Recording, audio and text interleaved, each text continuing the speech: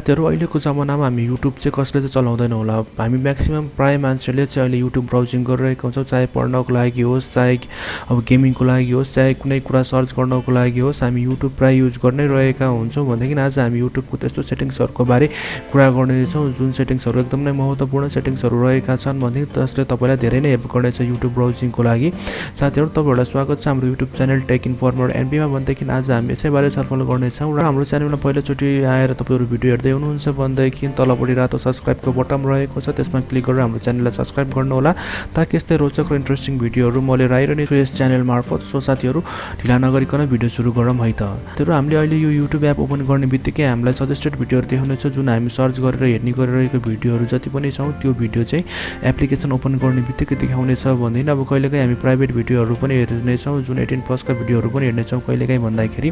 त्यस्तो बेलामा तपाईहरु आफ्नो फोन बच्चाहरुलाई पनि दिनुहुन्छ अथवा आफ्नो फ्रेन्ड्स फ्यामिलीलाई पनि दिनुहुन्छ भने त्यस्तो भिडियो चाहिँ अब कन्टेन्टहरु चाहिँ तपाईको वालमा नआओस् भन्ने चाहनुहुन्छ भनेदेखि त्यसलाई सुरु आफ्नो एकाउन्टमा जानु होला साथीहरु जुन चाहिँ माथिपट्टि रहेको छ यो सर्चको साइडमा रहेको छ त्यो गोलो आकारमा रहेको छ भने त्यो गोलो बटनलाई थिच्नु होला जुन तपाईको एकाउन्ट रहेको छ त्यसमा क्लिक गरिसक्नु भए पछाडी तलपट्टि हेर्न सक्नुहुनेछ तपाईले टर्न अन इन्कग्निटो मोड भन्ने अप्सन देख्न सक्नुहुनेछ त्यो टर्न अन इन्कग्निटो मोडमा क्लिक गर्नुभयो भने तपाईको छुट्टै ब्राउजिङ पेज खुल्नेछ युट्युबमा र यसमा तपाईले जेसुकै चाहे सर्च गरेर हेर्नुहोस् हैन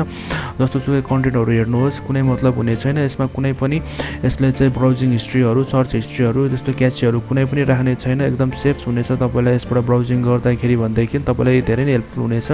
र त्यस्तै गरी अब तपाईले यो इन्कग्निटो मोडबाट बाहिर जानु पर्यो भन्दैखि माथिपट्टि तपाईले इन्कग्निटो मोडको अप्सन देख्न सक्नु भइरहेको छ भन्दैखि त्यसमा क्लिक गर्नु होला र तलपट्टि तपाईले टर्न अफ इन्कग्निटो मोड भन्ने अप्सन देख्न सक्नुहुनेछ त्यसमा क्लिक गरेर तपाई यो इन्कग्निटो मोडबाट बाहिर जान सक्नुहुनेछ त्यस्तै गरी अब अर्को अप्सन रहेको छ remind me to take a break भन्ने अप्सन तपाईले माथिपट्टि देख्न सक्नुहुनेछ यो अप्सनमा चाहिँ के हुन्छ भन्दाखेरि तपाईहरु अब आफ्नो फोन कहिलेकाहीँ बालबच्चाहरुलाई दिनुहुन्छ चलाउनको लागि भन्दैखि यसमा तपाईले रिमाइन्डर राखेर दिन सक्नुहुनेछ 1 घण्टा 2 घण्टाको जुन यसरी वाच टाइम र मिनेट भनेर आउनेछ तपाईकोमा त्यसमा क्लिक गरेर चाहिँ तपाईले टाइमर राखेर चाहिँ बच्चाहरुलाई दिन सक्नुहुनेछ र टाइम भइसकेपछि त्यो टाइम कम्प्लिट भइसकेपछि तपाईलाई रिमाइन्डर आउनेछ कि अब यति टाइम पुग्यो तपाईले चाहिँ युट्युब चलाएको भनेर जुन चाहिँ तपाईलाई धेरै नै हेल्प गर्नेछ यसमा यो remind me to take a break भन्ने अप्सनले साथीहरु त्यस्तै गरी अब अर्को अप्सन रहेको छ यसको एपियरेन्समा चाहिँ के छ भन्दाखेरि यसमा क्लिक गर्नुभयो भने तपाईले तीनटा अप्सन देख्न सक्नुहुनेछ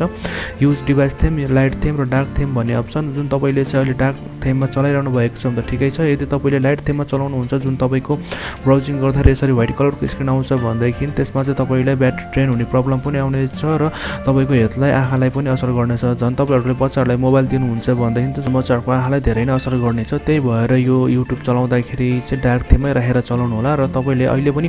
लाइट थीममा राखेर चलाइरहनु भएको छ भने साथीहरु अहिले नै गएर चाहिँ यो युट्युबलाई चाहिँ डार्क थीममा चाहिँ चेन्ज गर्नु होला त्यस्तै गरी अब यसको अर्को इम्पोर्टेन्ट फिचर रहेको छ डबल ट्याप टु सिक भन्ने अप्सन देखिरहनु सक्नु भएको छ तपाईले यसमा चाहिँ के हुन्छ भन्दाखेरि जुन यो तपाईले टाइम देखिरहनु भएको छ यो सेकेन्ड्स हो 5 सेकेन्ड 10 सेकेन्ड्स यसमा क्लिक गरेपछि तपाईले जुन अब भिडियोहरु हेर्नुहुन्छ नर्मली त्यसमा चाहिँ कुनै टाइममा अब बोरिङ भिडियोको पार्ट लाग्यो भने तपाईले डबल ट्याप गर्नुभयो भने भिडियोमा राइट साइडमा त्यो चाहिँ भिडियो फरवर्ड हुनेछ त्यति सेकेन्ड्सको लागि र तपाईले जुन सिलेक्ट गर्नु हुनेछ डबल ट्याप टु सिकमा चाहिँ त्यति नै सेकेन्ड्स चाहिँ डबल ट्याप गर्दाखेरि चाहिँ यसले फरवर्ड गर्नेछ त्यही भएर तपाईलाई अब 5 सेकेन्ड्स चाहिँ गर्न मन लाग्छ अथवा 10 सेकेन्ड्स चाहिँ भिडियो फरवर्ड गर्न मन लाग्छ त्यो चाहिँ तपाईले डबल ट्याप टु सिक भन्ने अप्सनबाट चाहिँ गर्न सक्नुहुनेछ र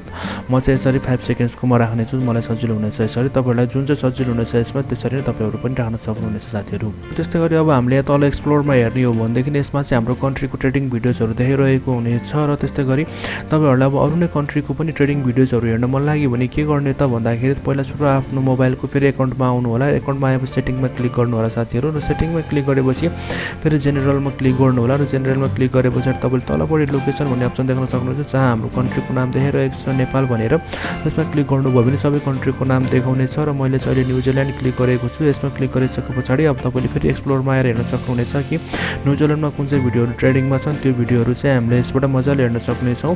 र तपाईहरुलाई यदि कुनै आउट अफ कन्ट्री हुनुहुन्छ भन्दैखि त्यहाँको लोकेसन देखाइरहेको छ र तपाईले नेपालको ट्रेडिङ भिडियोजहरु हेर्नु पर्यो भने यो फिचर एकदम काम लाग्नेछ तपाईहरुको लागि सो साथीहरु आजको लागि यति नै YouTube सेटिंग्सहरु र तपाईहरुलाई आजको हाम्रो यो भिडियो कस्तो लाग्यो साथीहरु हामीलाई कमेन्ट मार्फत जानकारी दिनु होला र हाम्रो यस भिडियोलाई लाइक र शेयर पनि गरिदिनु होला ताकि अरु साथीहरुलाई पनि धेरै हेल्प हुनेछ यो भिडियोले भन्दैखि हाम्रो च्यानललाई तपाईले सब्स्क्राइब गर्नु भएको छैन भने तलपट्टि रातो कलरको सब्स्क्राइब बटन रहेको छ त्यसमा क्लिक गरेर सब्स्क्राइब गर्नु होला हाम्रो च्यानललाई र हामीलाई सपोर्ट गर्नु होला भन्दै अहिलेलाई म बिदा हुन चाहन्छु साथीहरु हस्त नमस्ते।